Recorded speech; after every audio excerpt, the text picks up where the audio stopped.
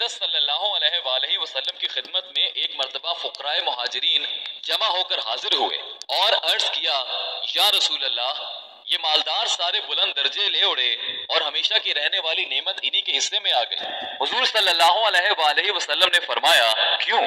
عرض کیا کہ نماز روزہ میں تو یہ ہمارے شریک ہیں کہ ہم بھی کرتے ہیں، یہ بھی، اور مالدار ہونے کی وجہ سے یہ لوگ صدقہ کرتے ہیں، غلام آزاد کرتے ہیں، اور ہم ان چیزوں سے عاجز ہیں۔ حضور صلی اللہ علیہ وآلہ وسلم نے فرمایا کہ میں تمہیں ایسی چیز بتاؤں کہ تم اس پر عمل کر کے اپنے سے پہلوں کو پکڑ لو اور بعد والوں سے بھی آگے بڑھے رہو، اور کوئی شخص تم سے اس وقت تک افضل نہ ہو جب تک انہی اعمال کو نہ کرے۔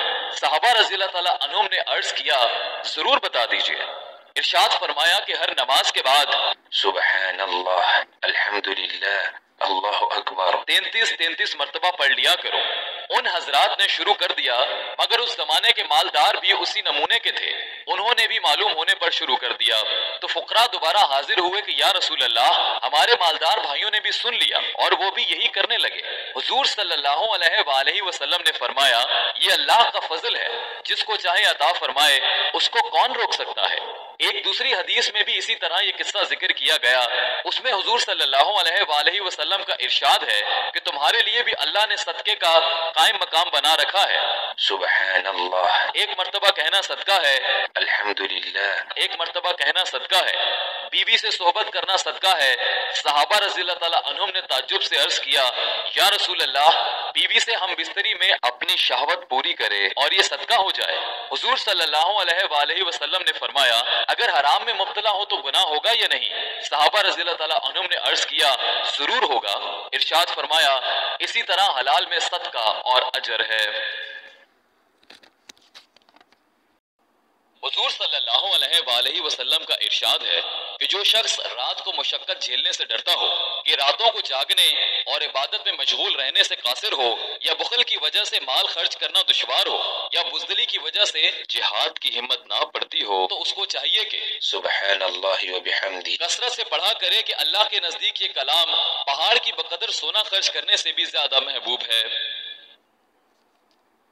حضور اقدس صلی اللہ علیہ وآلہ وسلم کا ارشاد ہے کہ شب معراج میں جب میری ملاقات حضرت ابراہیم علیہ السلام سے ہوئی تو انہوں نے فرمایا کہ اپنی امت کو میرا سلام کہہ دینا اور یہ کہنا کہ جنت کی نہایت عمدہ پاکیزہ مٹی ہے اور بہترین پانی، لیکن وہ بالکل چٹیل میدان ہے اور اس کے پودے درخت سبحان اللہ والحمد للہ ولا الہ الا اللہ واللہ اکبر ہیں، جتنے کسی کا دل چاہے درخت لگا لے۔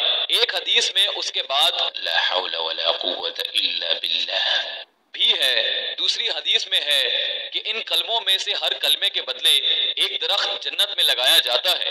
ایک حدیث میں ہے کہ جو شخص سبحان اللہ العظیم وبحمدہ پڑھے گا ایک درخت جنت میں لگایا جاوے گا۔ ایک حدیث میں ہے کہ حضور اقدس صلی اللہ علیہ وآلہ وسلم تشریف لے جا رہے تھے، حضرت ابو ہریرہ رضی اللہ تعالیٰ عنہ کو دیکھا کہ ایک پودا لگا رہے ہیں، دریافت فرمایا کیا کر رہے ہو؟ انہوں نے عرض کیا درخت لگا رہا ہوں۔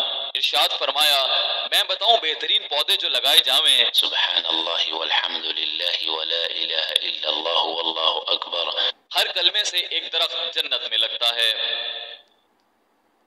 حضور اقدس صلی اللہ علیہ وآلہ وسلم نے ارشاد فرمایا کہ جو شخص لا الہ الا اللہ کہے اس کے لیے جنت واجب ہو جائے گی، اور جو شخص سبحان اللہ وبحمدہ 100 مرتبہ پڑھے گا اس کے لیے 1,24,000 نیکیاں لکھی جائیں گی۔ صحابہ رضی اللہ تعالیٰ عنہم نے عرض کیا یا رسول اللہ ایسی حالت میں تو کوئی بھی قیامت میں ہلاک نہیں ہو سکتا کہ نیکیاں غالب ہی رہیں گی۔ حضور صلی اللہ علیہ وآلہ وسلم نے فرمایا بعض لوگ پھر بھی ہلاک ہوں گے، اور کیوں نہ ہوں، بعض آدمی اتنی نیکیاں لے کر آئیں گے کہ اگر پہاڑ پر رکھ دی جائیں تو وہ دب جائے، لیکن اللہ کی نعمتوں کے مقابلے میں وہ قلعدم ہو جائیں گی۔ البتہ اللہ جل شانہ پھر اپنی رحمت اور فضل سے دستگیری فرمائیں گے۔ حضور اقدس صلی اللہ علیہ وآلہ وسلم کا ارشاد ہے کہ 2 کلمے ایسے ہیں کہ زبان پر بہت ہلکے اور ترازو میں بہت وزنی اور اللہ کے نزدیک بہت محبوب ہیں، وہ سبحان اللہ وبحمدہ اور سبحان اللہ العظیم ہیں۔ حضور صلی اللہ علیہ وآلہ وسلم کا ارشاد ہے اللہ کے نزدیک سب سے زیادہ محبوب کلام 4 کلمے ہیں، سبحان اللہ، الحمدللہ، لا الہ الا اللہ، اللہ اکبر۔ ان میں سے جس کو چاہے پہلے پڑھے اور جس کو چاہے بعد میں، کوئی خاص ترتیب نہیں۔ ایک حدیث میں ہے کہ یہ کلمے قرآن پاک میں بھی موجود ہیں۔